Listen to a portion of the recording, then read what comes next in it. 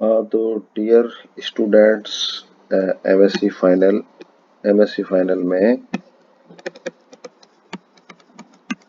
हम last term पे field equations बता रहे थे और कुछ फील्ड इक्वेशंस बता भी दी थी है। फील्ड इक्वेशन रेक्टेंगुलर वेवगाइड में हमने बता भी दी थी और बता रहे थे। तो हमने आपको कुछ फील्ड इक्वेशंस जैसे एच एक्स कैलकुलेट करके बता दिया था, एच वाई कैलकुलेट करके बता दिया था और E Y calculate E X भी कैलकुलेट करके बता दिया था। तो अब हमको एक ई वाई और बच रहा था है, और फिर हम बाद में कैलकुलेट करेंगे ई जेड और एच जेड। तो हमने इन तीनों को एच जेड और ई जेड एच जेड की फॉर्म में निकाल लिया था। आज हम पहले ई वाई को ई जेड और एच जेड की फॉर्म में निकालेंगे और उसके बाद ये cut off frequency and wave guide है ये वाला थोड़ा बताएंगे और फिर फाइनली ई जेड और एच जेड की वैल्यू निकालेंगे। तो स्टार्टिंग वही हम मैक्सवेल की इक्वेशन से करते हैं। तो मैक्सवेल की इक्वेशंस जैसे मैंने आपको पहले बता दी थी, ई वाई निकालने के लिए पर्टिकुलर 2a नंबर की मैक्सवेल इक्वेशंस। कौन सी? 2a Maxwell equations. पुराने आप लेक्चर देखेंगे ना तो उसमें 2a में पता चल जाएगा। तो वो मैक्सवेल इक्वेशंस है वही। तो डेल्टा वो क्या है? Delta E Z upon delta Y plus gamma E Y equal to J omega mu H X. तो ये इक्वेशन 2a नंबर की इक्वेशंस थी। तो इससे हम वैल्यू निकालेंगे ई वाई की। तो हम एच एक्स की वैल्यू हमने ऑलरेडी निकाली हुई है।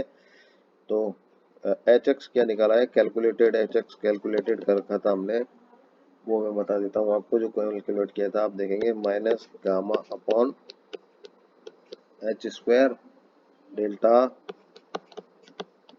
H Z upon delta X plus J omega epsilon upon H square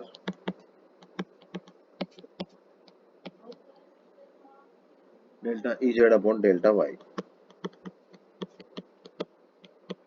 पहली इक्वेशन थी जो हमने एच एक्स एच जेड और ई जेड की फॉर्म में निकाला था। एच जेड की फॉर्म और ई जेड की फॉर्म में सबसे पहले यही फील्ड इक्वेशन निकाली थी हमने।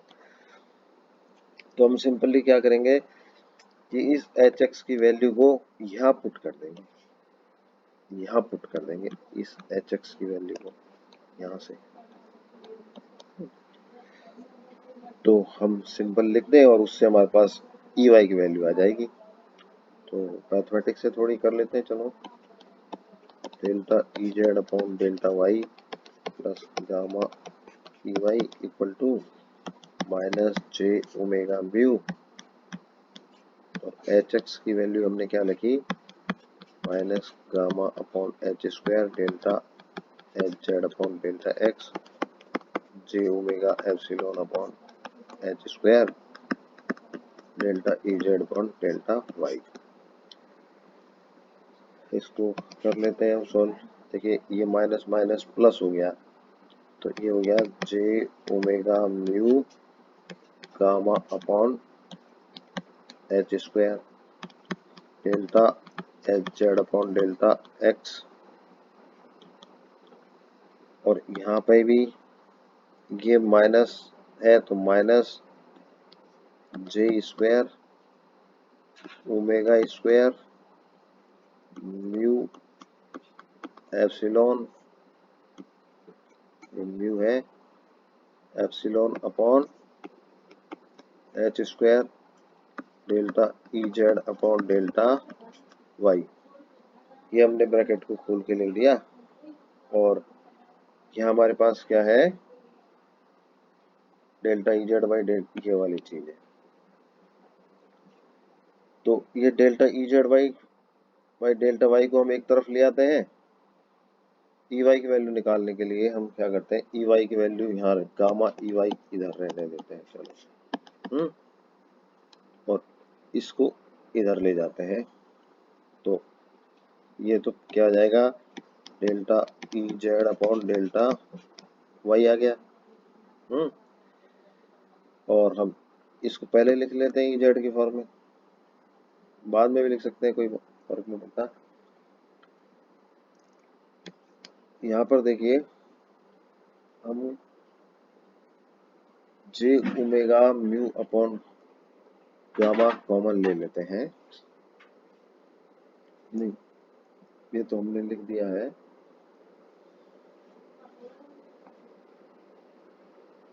Delta E Z by delta Y, इसको हम जे स्क्वायर इक्वल टू कितना होता है, हम जानते हैं जे स्क्वायर इक्वल टू -1, तो इसको इधर करके हम प्लस लिख दें, ओमेगा स्क्वायर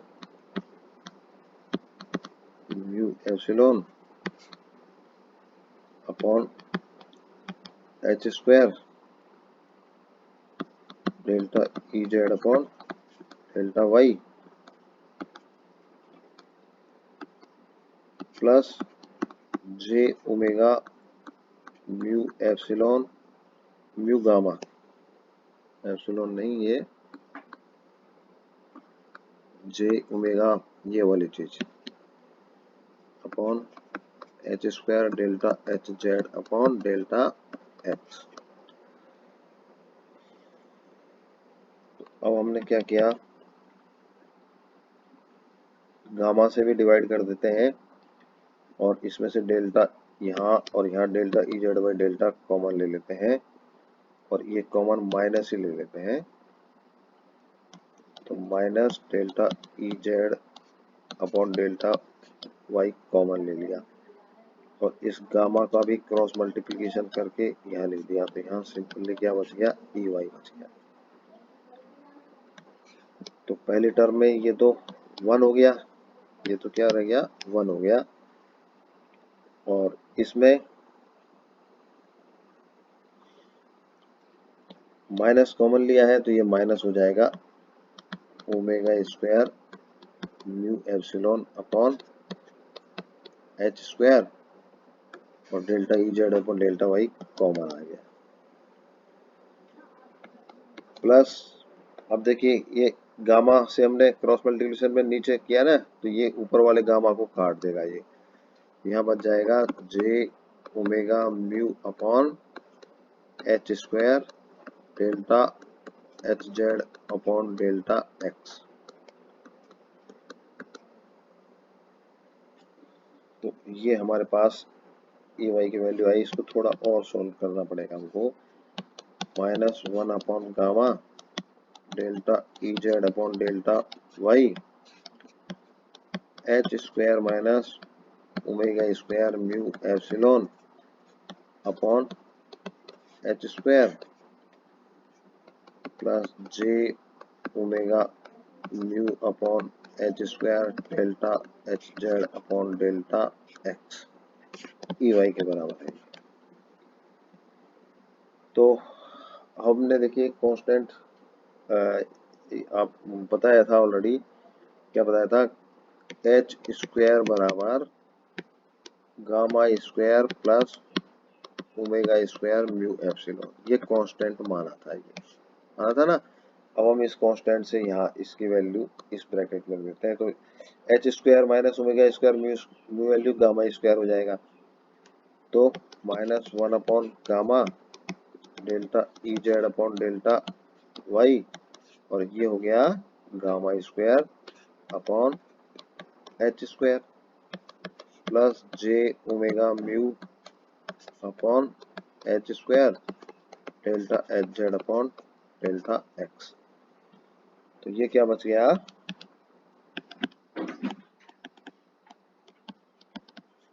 ई वाई बराबर बच गया minus gamma upon H square delta E Z upon delta Y plus J omega mu upon H square delta H Z upon delta X. तो ये मेरे पास ई वाई की value आ गई है। तो हमने क्या किया है, अब चारों फील्ड इक्वेशंस निकाल ली है, एच एक्स, एच वाई, ई एक्स और ई वाई। और ये चारों इक्वेशंस, ये फंक्शन किसकी है, ई जेड और एच जेड की फंक्शन, ये है निकाली। तो अब हम अगर ई जेड और एच जेड की वैल्यू अभी कैलकुलेट करना है, तो value of E Z and H Z अभी कैलकुलेट करना बाकी है, या टू कैलकुलेट। तो ये हम कैलकुलेट करेंगे, वो बड़ी इंपॉर्टेंट। फिर क्या है, मोड में आएंगे, वो T mode, T M mode होता है ना आगे जो सिलेबस का टॉपिक है। तो हम अगला करेंगे ई जेड और एच जेड की वैल्यू।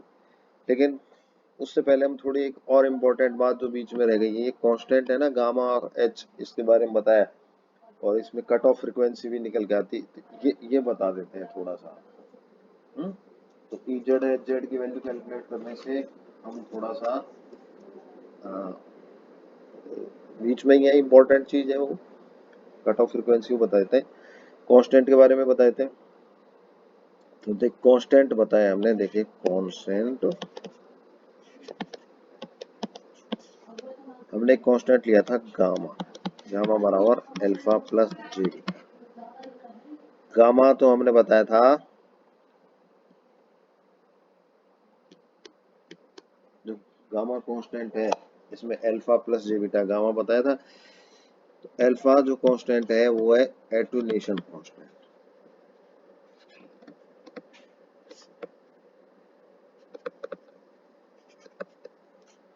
बीटा का मान है, ये है फेस कांस्टेंट।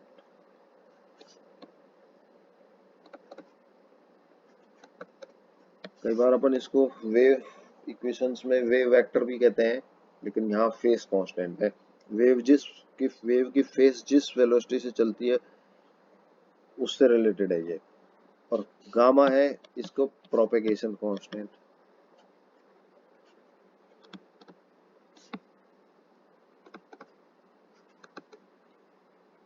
तो ये चीज बताती है प्रोपेगेट हो रही है। तो अब हम पहले एटूनेशन कांस्टेंट बताते हैं।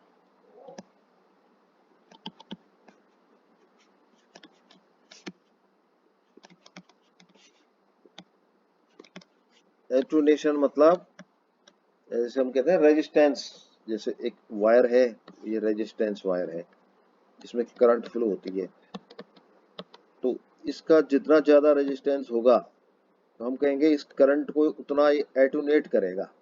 एटूनेस मतलब उसको कम करना, रिड्यूस करना। तो ये करंट जितना ज्यादा रेजिस्टेंस होगा तो यूं समझ लिया आप, इसका इतना ज्यादा एटूनेशन होगा करंट का। आर इज हाई,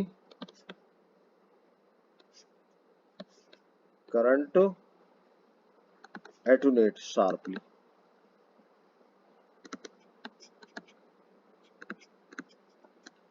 वेवगाइड में क्या होता है, वेवगाइड में, वेवगाइड होता है ना, ये वेवगाइड है ये, इसमें ऊपर तो मेटल की वॉल होती है और अंदर कुछ नहीं होता, और ये इलेक्ट्रिक फील्ड मैग्नेटिक फील्ड इस जेड डायरेक्शन में चलता है। ये जेड डायरेक्शन में इलेक्ट्रिक फील्ड और मैग्नेटिक फील्ड प्रोपेगेट होता है, electric field and magnetic field. तो जैसे जैसे प्रोपेगेट होगा जेड डायरेक्शन में, तो इस इलेक्ट्रिक फील्ड की वैल्यू कम होती जाएगी। आप यूं समझिए, जैसे वो कम क्यों होती जाएगी, इसके कई रीजन है, क्योंकि एक तो मेटल वॉल से इंटरेक्ट करता है, ये फील्ड चलता है। तो जब भी मेटल वॉल से फील्ड इंटरेक्ट करेगा तो क्या होगा, कॉपर लॉस होंगी, इस तरह की चीज होंगी, एटूनेशन होंगे। और जैसे जैसे ये इसमें प्रोपेगेट और होता है तो लीकेज और होते हैं। तो प्रोपेगेशन में करंट की या इलेक्ट्रिक फील्ड, करंट की जगह क्या जाते हैं, value of electric field and magnetic field attenuate. when microwave propagate inside waveguide।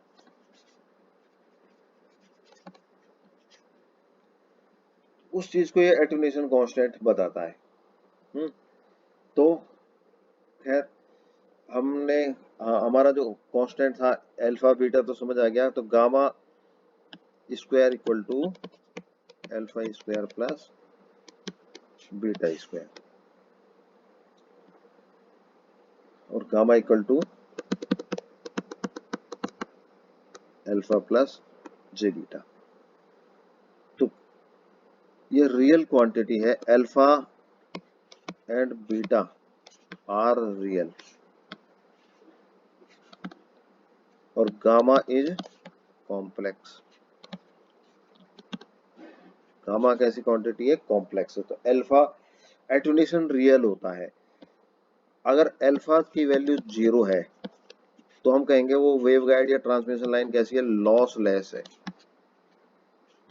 कैसी है? लॉसलेस। एटेन्यूएशन ही नहीं होगा है। जब वेवगाइड के अंदर यहाँ से यहाँ तक माइक्रोवेव जाएगी तो एटेन्यूएशन ही नहीं होगा। तो यहाँ जितनी वैल्यू इलेक्ट्रिक फील्ड की यहाँ से जाएगी उतनी हमको लास्ट एंड में मिल जाएगी। तो एटेन्यूएशन ही नहीं होगा, तो वो कहलाएगा लॉसलेस। तो ये बड़े इंपॉर्टेंट होते हैं। लॉसलेस मतलब नो एटेन्यूएशन।